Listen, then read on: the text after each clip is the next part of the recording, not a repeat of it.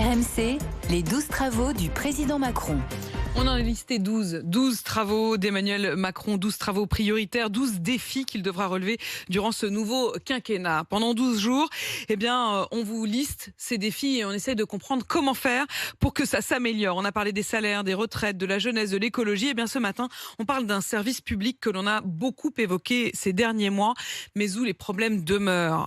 L'hôpital et le rapport des Français aux soins. Dans un instant, nous serons avec le professeur Rémi Salomon qui est arrivé dans ce studio. Bonjour.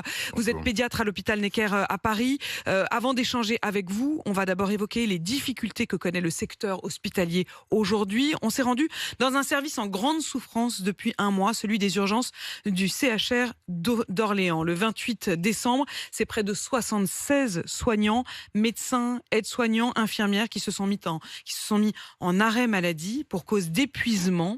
Sur un peu plus de 200 personnes, c'était près de la moitié. En réponse, la direction de l'hôpital a décidé de restreindre encore plus l'accueil des patients. Seules les urgences vitales sont prises en compte. Rémi Inck et Florian Chevalet ont rencontré 2 infirmières et une aide-soignante qui ont fait partie de cette vague d'arrêt maladie. Un témoignage fort à visage découvert.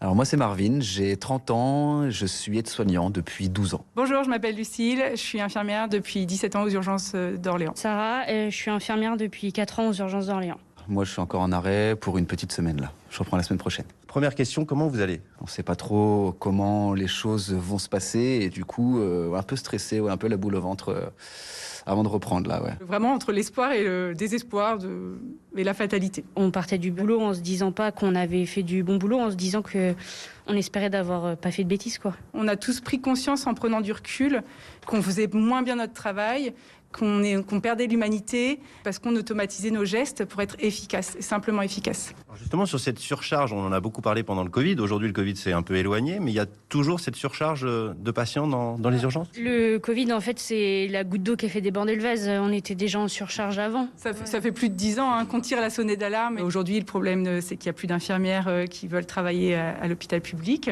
En tout cas, nous, il manquerait une centaine d'infirmières à l'hôpital d'Orléans. C'est globalement partout pareil en France. Vous parlez justement d'attractivité du service public. Il y a eu le Ségur de la santé avec des augmentations de salaire. C'est pas suffisant? En fait, le truc, c'est que augmenter des salaires, c'est bien, gagner plus d'argent, tout le monde le veut, ça c'est sûr. Mais en premier lieu, ce qu'on voudrait déjà, c'est d'avoir des moyens de pouvoir soigner correctement les gens. Je pense qu'on est beaucoup à préparer une porte de sortie au cas où on verrait que ça s'améliore pas, en fait. Là, au bout d'un moment, on arrive à notre point de rupture, en fait. On parle souvent de point de rupture. Est-ce qu'il n'est pas dépassé, finalement, ce point de rupture? Je pense qu'il est complètement... on y est là, je pense. Comme dit ma collègue, moi, c'est quelque chose que j'arrivais plus à supporter, de voir les collègues pleurer, déprimés, etc. Je pense que c'est là aussi qu'on perd en attractivité Parce qu'en fait, les étudiants, ils se rendent compte que on n'en peut plus. Ça donne pas envie d'être infirmière. Tout le monde est au courant de ce qui se passe dans la santé. Tous les politiques de tous les bords sont au courant. Donc, soit il y a une vraie décision, une vraie volonté de faire les choses et on sera là. Soit il y a une volonté de pas faire les choses pour que le système s'effondre et on sauvera notre peau.